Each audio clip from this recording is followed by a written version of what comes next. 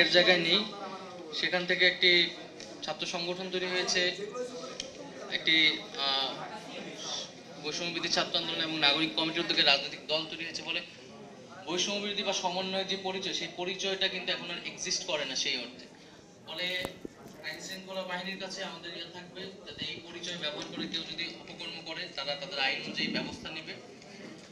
আর আরেকটি প্রশ্ন ছিল এখানে, যেটা কারণ আমাদের তো তারুণ্য নির্ভর দল, তারুণ্যকে আমরা শক্তি মনে করছি। আমরা মনে করি যে তারুণ্যের উপর বাংলাদেশের মানুষের সেই আস্থাটা আছে।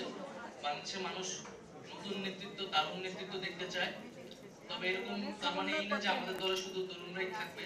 আমরা তরুণরা যারা আমরা সংগঠিত ছিলাম আন্দোলনের মাধ্যমে, আমরা আন্দোলন পরবর্তী সময় আমরা এক করতে পেরেছি, তারা আমরা এই দলটার যাত্রা শুরু করেছি।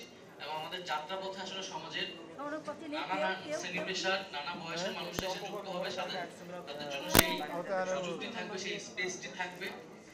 এবং আমরা মূলত আমাদের যে পরবর্তী সাংগঠনিক কার্যক্রম, সেখানে মূলত আমরা আগ্রহী হব, মনোযোগী হব। গ্রাম পর্যায়ে, তৃণমূল পর্যায়ে যারা আমাদের থেকে বয়স্ক আছে তাদের সাথে মিথস্ক্রিয়া করার, তাদের সাথে আলোচনা করার, তাদেরকে দলে টানার। এবং আমরা খুব শীঘ্রই, খুব দ্রুত সময়ের মধ্যে একটা উপদেষ্টা পরিষদ গঠন করব এনসিপির পক্ষ থেকে, যেখানে সমাজের বিভিন্ন শ্রেণী পেশার যারা সিনিয়র সিটিজেন রয়েছে তারা আসলে যুক্ত হবেন এবং এই রাজনৈতিক দলে কার্যক্রমে আমাদেরকে সহায়তা করবেন। ধন্যবাদ।